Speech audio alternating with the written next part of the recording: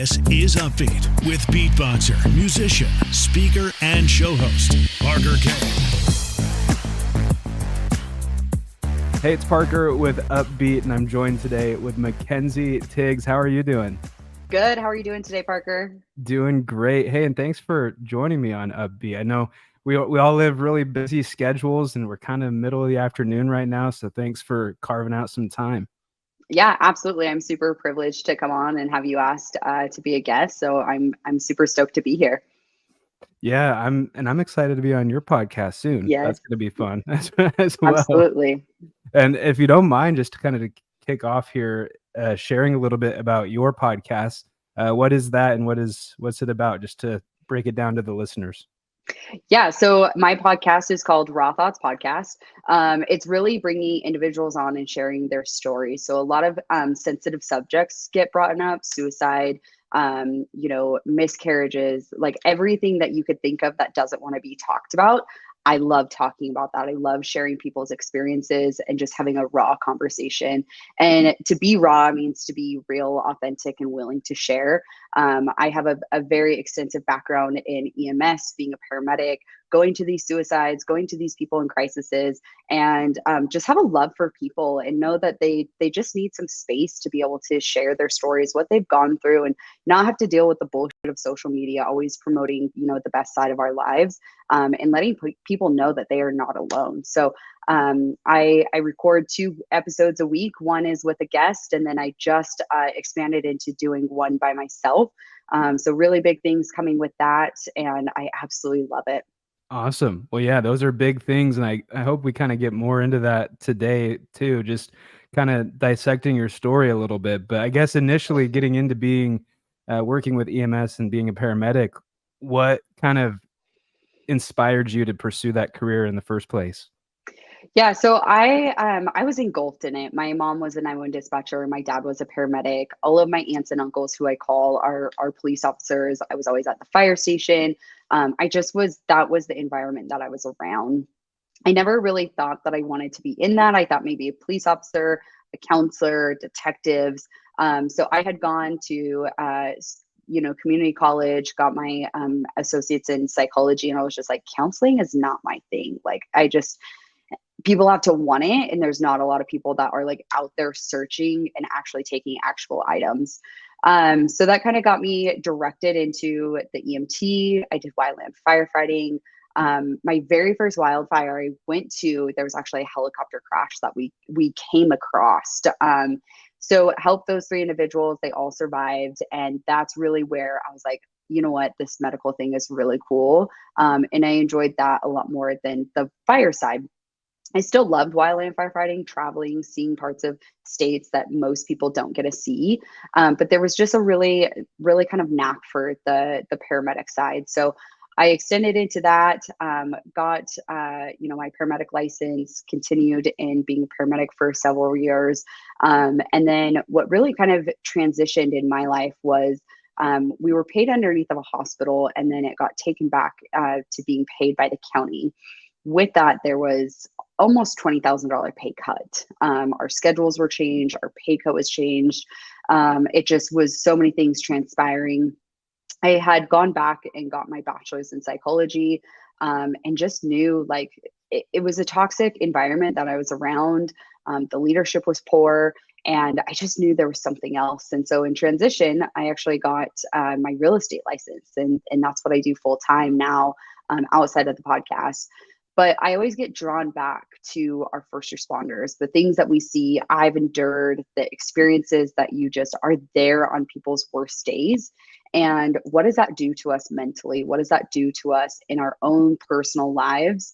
And really bringing that to the forefront. Not many people understand what it is that we actually do and what's asked of us, and that people willingly do every single day.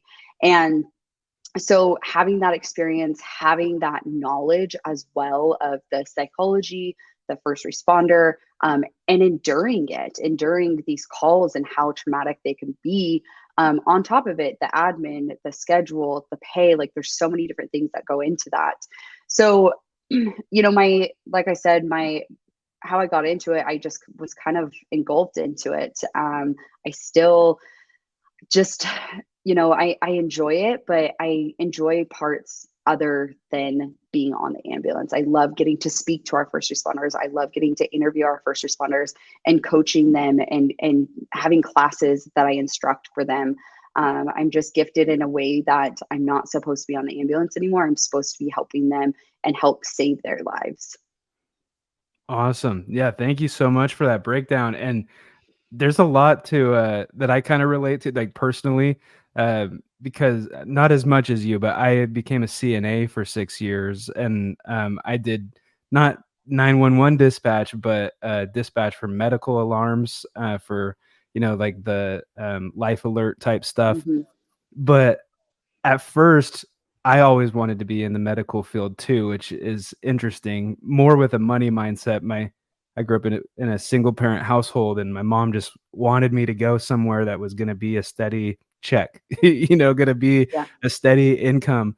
But also, I loved people, and that's something that I really kind of took from what you just shared too. Is you loved people and you wanted to help them.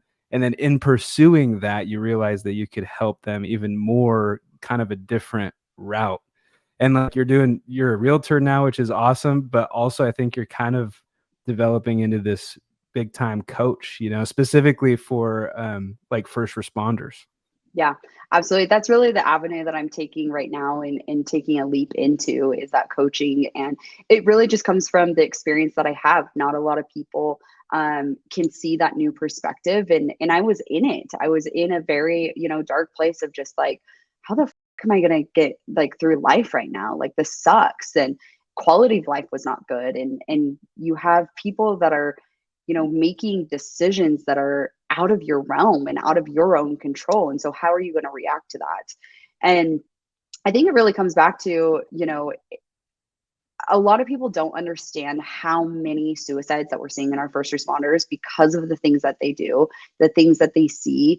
And it's the stigma. It's we don't talk about it. We shove it down. We don't have any healthy way to actually relieve it. It's alcohol, it's opioids, it's, sex, porn, all of these unhealthy ways. And so a lot of times, not only through my podcast, but I do a second one with first responders specifically. But what I'm realizing is that it's not just first responders that endure this. They do endure it at a higher level and a higher rate because of what they're seeing on the day to day. But when we really break it down, it's a human nature thing. It is something that every profession, every title, every human endures. And it is feeling alone, feeling like nobody else has ever gone through what you have done.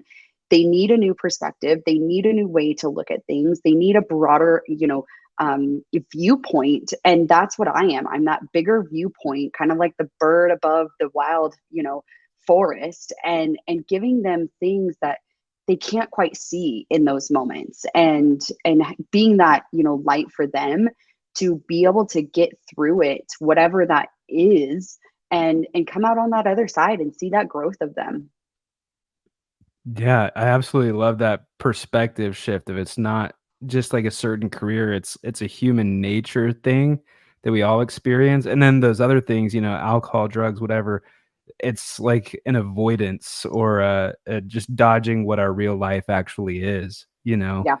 And I went to kind of a big conference a few weekends ago, and something I learned was just that we have to really face our demons in order to grow. And we Mm-hmm. have to like not just face it, but like get to know it better than it knows us, and then be able to beat it in competition, basically. Like, and it's a daily battle, right? Mm-hmm. But I wanted to ask, because in your experiences, you've seen some crazy stuff, unimaginable for most people, right? And then everyone that you're helping, especially in first responders and stuff, they've seen those things too. I could see it being challenging to be upbeat and stay upbeat, right? And that's kind of the point of this podcast is like mindset shift, how to be upbeat through those challenging times, how to not let it get to you, how to not let it haunt you, So what I guess tips or tactics do you have that is around that, just trying to stay optimistic and push through adversity? Yeah, I think, and this has been kind of a new mindset that I'm really grasping onto is like, we're kind of the liaison between us and God. Like, we can't control these outcomes to every extent. A lot of times we take it very personal when we do have a death or we do have something go awry.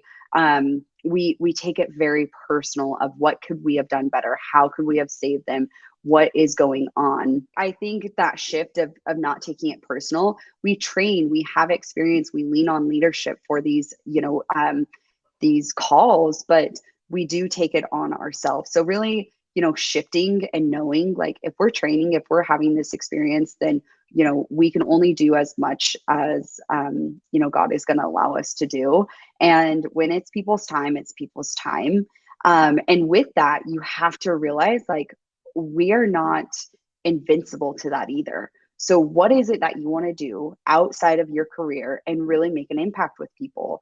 And why is it that we're waiting for so long to start a business or go on a vacation or do all these things? And I understand that money is very tight on the first responder, realm. People are not getting paid what they deserve to be getting paid.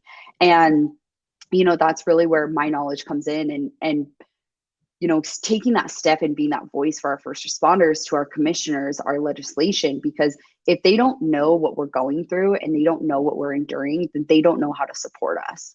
And so it is us that has to speak up and tell them what our needs are and tell them how it truly is. Because for so long, it's like, we don't talk about it. We don't talk about the hard things. Just like you said, alcohol, drugs, like, that's a deflection. Like, we're not consuming the actual challenge. And so we have to face those challenging moments. When you have a hard call, you have to face those feelings. And that's what it really comes down to, is the feelings and emotions that we have tied to these calls. And how do we regulate that? Gallows humor is something that we definitely keep upbeat in the first responder realm, where it's like, we see some really tragic things, but we also say some really raunchy things. And it is a way for us to get, kind of over the incident, because we're going to something else right afterwards. Like, we could be going to a suicide where, we've seen a death, we've seen brain matter, we've seen all this blood and guts. And typically it's not that bothers us. It's the story behind that. It's what happened, what took that person to be at this point. Who are these people impacted? Look at the people that are around that are wishing that they're still here. So those are the things that we get tied to. And so, coming back to, like, how do you stay upbeat about it, is you have to be and put yourself in those positive realms.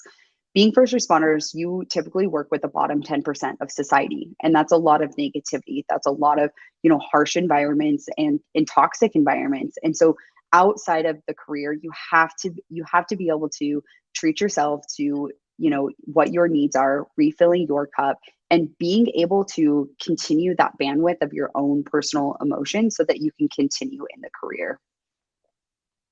Love that. And there's two, like, specific things I really want to touch on. One, you brought up a couple times, God and faith. And I guess, do you have an experience where maybe faith in God kind of helped you through a hard time?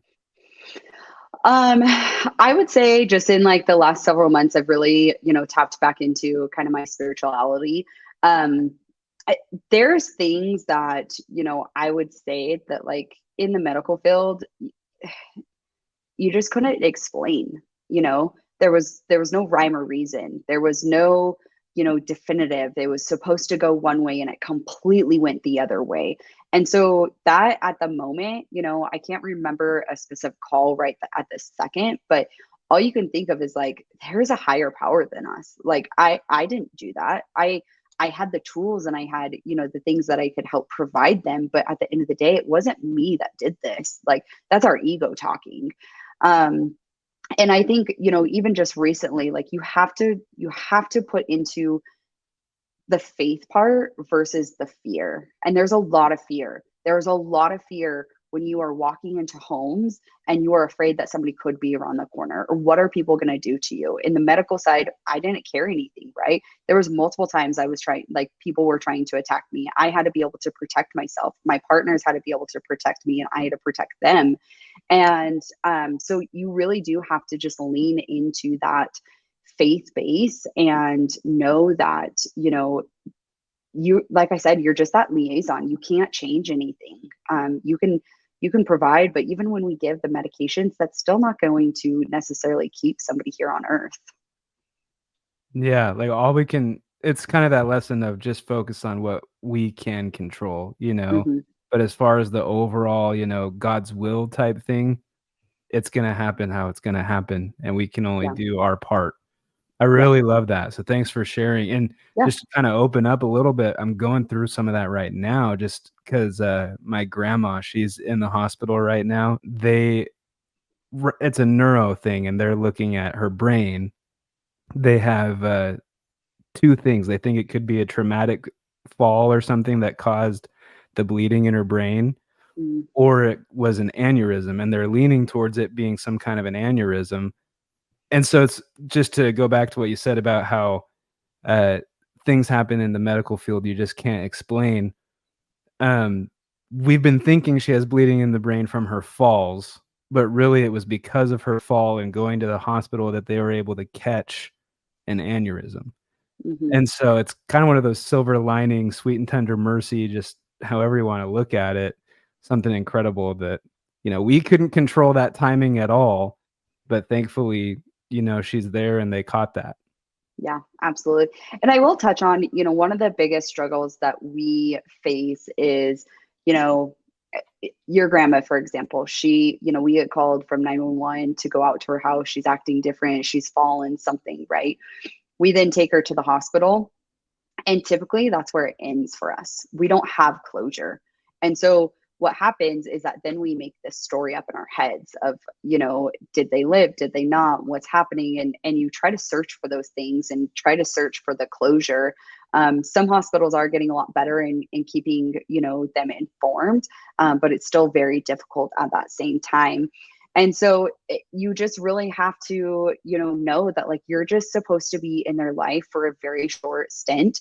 You have to do the best that you can in those situations and give that off to somebody else to continue that care.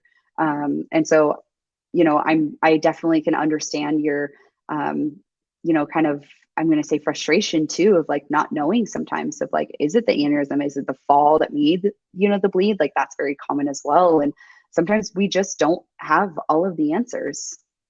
Yeah, and even at the top, you know, nothing against the surgeons or anyone that's there, but just with the imaging that they have, they're trying to make their best call, but there's not a guarantee, you know? Hmm. And Yeah. so it's a stressful thing to be in, but it's just a part of life, and, I'm thankful for just the eye-opening experience, at least, that it is right now for me and for my family, and, trying to be upbeat through the through the Yeah. situation. But Yeah. the other thing I wanted to touch on, from back when you with what you were sharing was, working with the bottom 10%.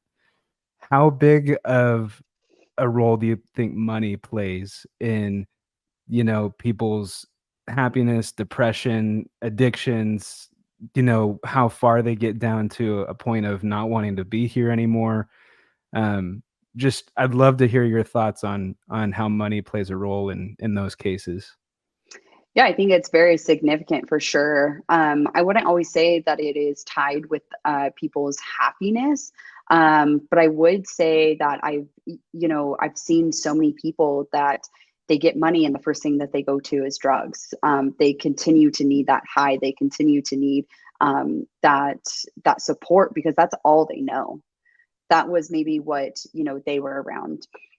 Seeing homeless, seeing people, that are not taking care of their health, continuing, I mean, hoarders. There was people that you would walk in and they were so happy and their houses are literally filled to the ceilings of just stuff. And so there's so much more expansion than like what the bottom 10% of society really looks like. And it can be, really hard because they look like average people.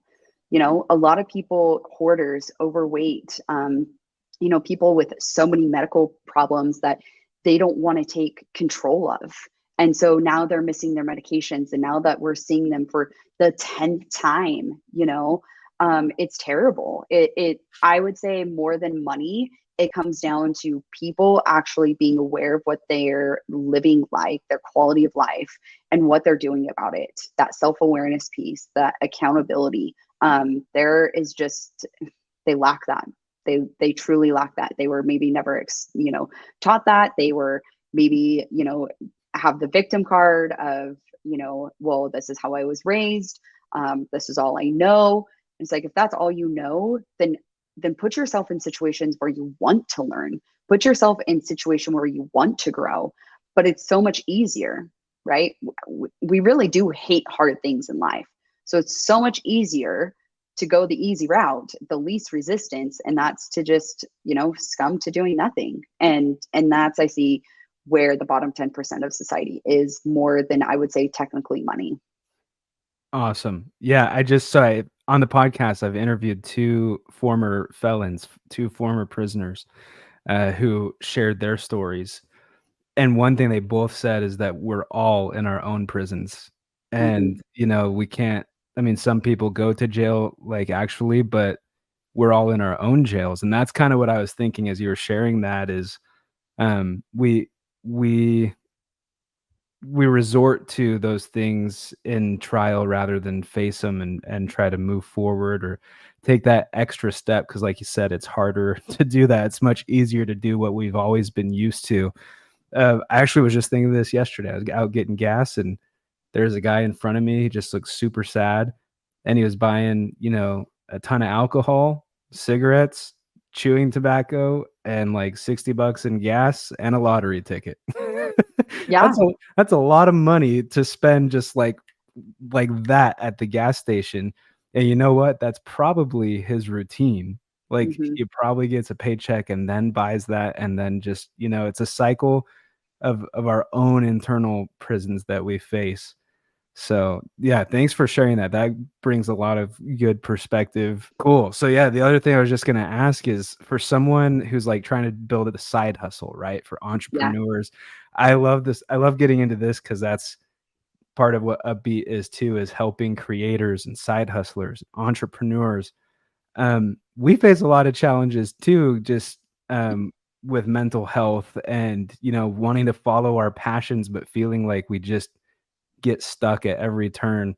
What, I guess, advice do you have for entrepreneurs who haven't made it yet? They're just thinking about like starting their thing or leaving their 9-to-5 job or whatever. Yeah. I think the first thing is that you just have to start. The biggest debilitation is perfection. And you have to start somewhere. We talked about this right before we started getting, recording, is you learn along the way. And so if you think that you're going to have this master plan and everything figured out before, you start, I'm here to tell you, it's going to get up like one way or the other. And so why don't you just start? And when those, barriers come into your life, you navigate them. And we don't always know what those barriers are going to be. It may be, people continuously telling us no, or people continuously telling us you shouldn't do that. Those are critics. Those are barriers. Those are people that want to, limit you. And so with that, I think that really comes down to your mental health as well, is knowing that you're going to get told no more times than you get told yes. It's not just going to get, you go out, like, I think of this in applying for speaking gigs, going out and applying for speaking gigs. I'm going to get turned down more times than I'm going to get accepted. However, each time I learn and I ask them, what did you see? What could I have done better? Oh, it just was, something on their end wasn't right. Cool. So I'm doing the right things. I'm putting myself out there. I'm getting to be seen. And that's what you have to do. And that really is what comes back to my podcast, is being raw, being real, authentic, and willing to share. We have to be able to tell people what our dreams are. We have to be able to tell people what we're working on. This whole like, don't tell anybody until you make it is bullshit, because when you actually tell people what you're striving for, you then find support from them. Great example, Matt Schneider, the one, that the event that you and I met at, I had, recorded with him. First of all, I just reached out to him on Facebook and I was like, hey, great topic. Come on to my podcast, right? Like, You have to take that 10 seconds of courage and just freaking go for it. Like, and if they say no, move on. Like, it's fine. Just, like it wasn't meant for you. There's something else out there that is. And so don't let that debilitate you. Now, I know this can be very hard because, it comes back and you're like, gosh, like nothing seems to be working out. And it's like, if you continue your habits, if you continue every single day to do a little piece, a little tiny piece of what your dreams are, you're going to get there. I think so many people with entrepreneurship and making it want it to be an overnight process. They want to say, I started and now I made it. It is a process. It is understanding and loving every level that you're at. And with doing that, there is gratitude, and you give yourself grace and you show yourself the grit, like 3 things that I teach in my personal coaching, because that is how you enjoy every single step of it. And so when you make that next step, you're ready for it. You're ready for the challenges again. You're ready to face like, okay, what are the barriers? I'm ready for you. Like, I know that God just like leveled me up, right, in a video game, and things are going to get harder. Things don't get easier the more that you grow in entrepreneurship, because the more you grow, the more you learn, the more you're expanding, but also the more you get challenged, the more critics you have coming in, the more people from the outside telling you, you shouldn't be doing that. No, this isn't the right thing. You have to be able to know in your own heart, in your own gut, that that's what you want to do. And if that's what you want to do, you will find a way. You will figure it out. There may be years, there may be big gaps in between what you're wanting to do. But if you continue to do it and you really have a strong feeling for it, then freaking go for it. Awesome. I feel like this is a good time to advise the listeners to rewind it like 3 to 5 minutes and then take notes. Just listen to that again, because it's really impactful. Like that was like a little master class, like a little peek into the coaching and stuff that you do. So thanks for sharing that with this audience. Yeah, absolutely. And I think with that, me. yeah, absolutely. And I think that, that comes back to same thing, not just entrepreneurs. That comes back to, moms. That comes back to people that have all these titles that hold their identity into that. And we lose sight of like, we want to make it. And it's like, well, what does that mean? Like, and what's going to happen when you get there? You're just going to stop everything? Like, what does that actually mean when you make it? Like, my perspective of success and failure is completely different than yours. And success and failure are just illusions, because it's like, I could tell you that I am very successful and I am, this, and I take my failures as learning curves and learning how to get over those barriers. But somebody else is going to say, well, you're not successful because you're not at such and such followers, or you don't have, such and such subscribers or sponsors or whatever. It's like, but I'm not there yet. I've had to face all of these other, variables in my business and in my entrepreneurship before I can get to that next step. I'm just not there yet. That's what I'm striving for. Do you have knowledge in that? Please help me. Like, that's where we get to ask for people for help. Like, that's those tiny things that we want to say, like, oh, well, I'll just do it myself, or I don't want to burden people, or, oh, they're way more successful than me, they don't want to help me. That's bullshit. Those are limiting beliefs that we're putting on ourselves. I can't tell you how many people reach out to me and say, I want to start a podcast. I'm like, cool, let's do it. Like, what do you need from me? Like, I've obviously, had the courage of starting it and continuing it. And in, the top 1% of podcasters that are continuing to podcast. And so I want to be able to give them the knowledge. Like, it doesn't help me just being in my own brain. That doesn't help me at all. So how can I help other people? Well, sharing that information. Exactly. It's kind of that like collaboration over competition mindset, which I fully embrace. I think, life is better if we're all, growing and all helping each other grow. Mm-hmm. And there's a speaker, his name's Kenyon Salo. He was on my podcast years ago, back in version 1 of the podcast. But he says something that really impacted me, which is, living life upbeat is sharing your story and like being able to share your story, right? But living a life fulfilled is when you Yeah. hear the full circle moments, like when your story has impacted other people to share their stories and grow and do their things. So Yeah. the more that we put out, the more we're living like the way we're called to, but the more we hear how it helped is the more that we're fulfilled. And Absolutely. and that's above money. That's above anything. Yeah. So it's and your podcast, especially, I mean, we don't get as into the nitty-gritty on this podcast, but yours being raw thoughts and getting down right to the core of what happened. There's not an analytics in your dashboard that's gonna tell you about a life you saved, Mm, yeah. but it happens, Yeah. and you probably impacted a lot of people.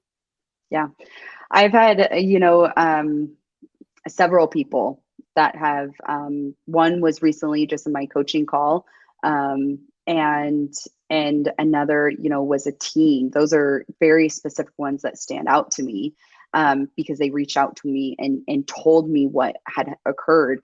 And when that happens, all I can think is I have to keep doing this. I have to keep saving these people. I thought, this was a thought that came to me like last week. I was like, I thought I was saving lives being a paramedic, but like I actually didn't really save anybody's life. Like I was there, I couldn't really make it. I made an impact of the time that I was with them, but like these people are wanting to get help. These people are wanting to make a change. And those are the people that I'm wanting to help and literally save their lives. And I think that's the fulfilling part is sometimes I don't know, how many people I impact. It's always a surprise, especially from growing up here in Idaho and in our area. And I'll be out somewhere and people are like, oh my gosh, that podcast, like with this person and that. I'm like, wait, you listen? And like every week. And I'm like, what? Like, how come you don't share that? But it's just, I think people get really scared. And I think people get really afraid to be like, I listen or, they get caught up in their busy lives. And so I know, by the analytics that things are growing and things are, people are listening and like I said, just communication out in the community. And it just gives me that fulfillment for me. It's like, I have to keep doing this. Like, and if I don't, then that means I'm letting lives die out there. And I just, my consciousness cannot have that. Yeah, it's kinda like you're leaving people hanging, like when you could be helping them. Yeah. And it's not, I mean, it's a lot of work to kinda get everything under wraps, but once you're up and running with a podcast, it's mainly just the will to keep doing it. And I saw your post about being at a halftime show and, like, sponsoring and, like, helping out with, like, suicide, I think, teen suicide awareness for, like, high schools, and you're doing big things in the community. I guess what are some of your next steps and big things in the community? And then outside of that, do you wanna take the podcast bigger than our community? Yeah.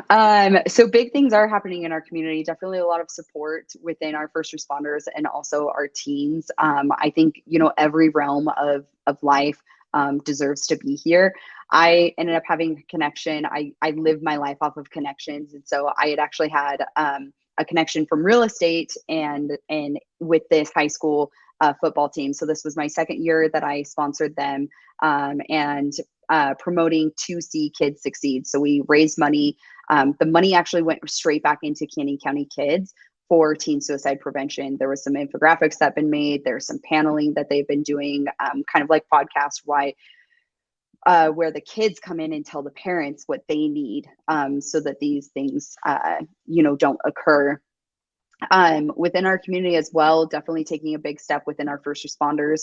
I do a second podcast that's Behind Paid Walls with Mindbase. They're a company out of Utah that gets integrated into the CAD systems. Idaho State Police is the first one in Idaho to actually purchase this. So I have a separate recording basically that goes into that where, that is the number one thing searched in the app, which is really amazing. So getting a lot more of our agencies, these tools, the accessibility for their mental health. I think a lot of people can talk about it and bring awareness to it, but what are we actually doing in actionable items for that? we have an event coming up in February where PTSD 911, it is a documentary on first responders mental health. They're going to be coming from the East Coast here. So doing, hoping to get, a lot of our community members, our commissioners, our city council, our mayor, different people in legislation that can make a difference in these people's lives. I think one of the things that they just don't know, they don't know what they actually endure. They see, oh, they're sitting on the couch or they're not doing anything. It's like, well, did you actually know they were up all freaking night going from call to call to call? Or, what's happening in our community? Our community is growing. And so that means our first responders have to grow. Are we up to speed with that? So that's a lot of the stuff that I'm doing within our community. I would love to take it bigger. I just don't know exactly what that looks like yet. The podcast is global. So it's really wonderful knowing that there's listeners in UK, there's listeners in Mexico, there's listeners in Europe. Like there's a lot of different places that are getting a hold of this. And that's my dream, continue to let people share their stories. One of my biggest dreams is like, I want to be the modern day Oprah. Like if you could take Oprah, Mel Robbins, Joe Rogan, Gary Vee, and smash them all together, you get MaKenzie Tiegs. And so that's really where, my goal is to keep going with it and see how many more lives can I impact and what can I do. And that, the coaching, I have clients out of Arizona and Texas, first responders and non-first responders. And so it's really, just seeing where the opportunities are, taking them, saying yes. And if they don't feel right, then saying no, and knowing that there's a different opportunity out there for me. Yeah, there's always something. And I love too what you said earlier about the kids being able to talk with their parents about what they need. Communication is a big part of all of this. And unfortunately, we live in a society where communicating about it is like, you want to say it's accepted, but people don't do it. They don't feel like they can talk about it. So you're helping in a lot of ways. So thanks for everything that you do. And I wanted to just ask kind of one more thing about you and your story, but has there been, well, there obviously has been times, but was there like a pivotal moment or like a rock bottom moment that like pivoted you into the course that you're on now to make all this impact? I think I've always been, from a young age wanting to impact people. It's just always been in different realms. There definitely, when I started the podcast, I was going through a pretty bad breakup. And I would say the first year of podcasting was what helped me get through. I had other people, kind of counting on me. And so I didn't get to sit and have this pity party or, be super in a dark place. Now, there are days where, I struggle. I take antidepressants. I have for many years. It's something that I know that I have to take. And, it's one of those things where I don't feel like I've ever had this full rock bottom, but there's been a lot of darknesses and you have to pivot. You have to adapt. And if you don't, that's where you start getting consumed for more and more darkness around you. And so that's where, I really do think opening up and telling people like what you're going through and how hard it is so that you don't fall to that rock bottom. I personally have never, I get asked this a lot, like if I have personally thought of suicide or had an encounter with it. I haven't. I have just been around it enough. I understand and I see people and their uniqueness and how much that they, deserve to be on this earth.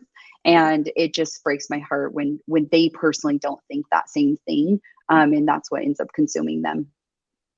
Yeah, like I said earlier, the fight against your inner demons, you have to get to know them, otherwise they'll steamroll us, right? Yeah. Like Yeah. we've got to be able to overcome that. Thanks for sharing that part of your story, and we'll talk about it more on your podcast. So I'll send upbeat listeners that way. But I have a story of dealing with depression and stuff too, and upbeat.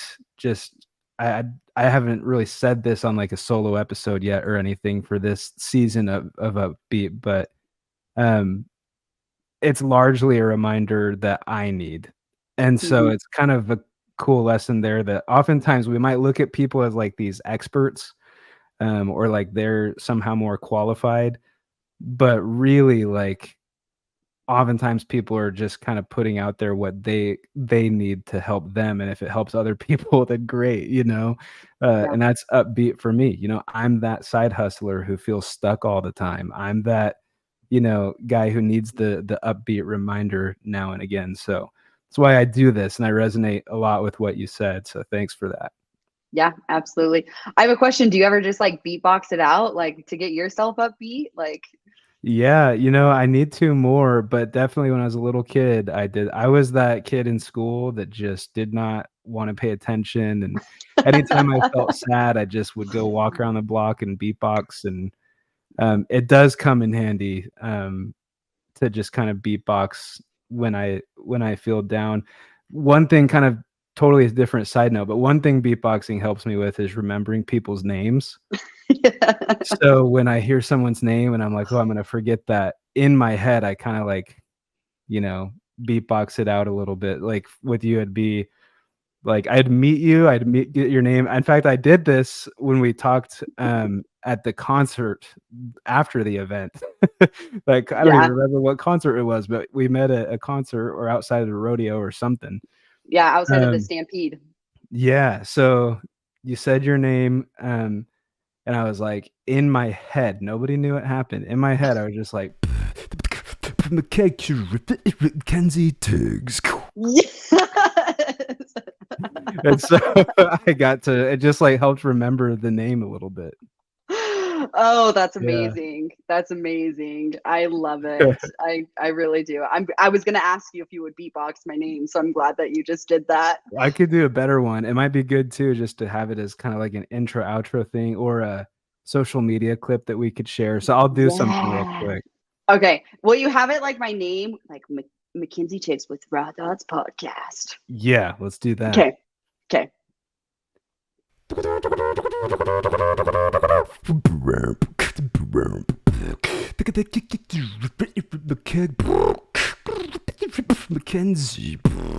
MaKenzie Tiegs with the bop wop.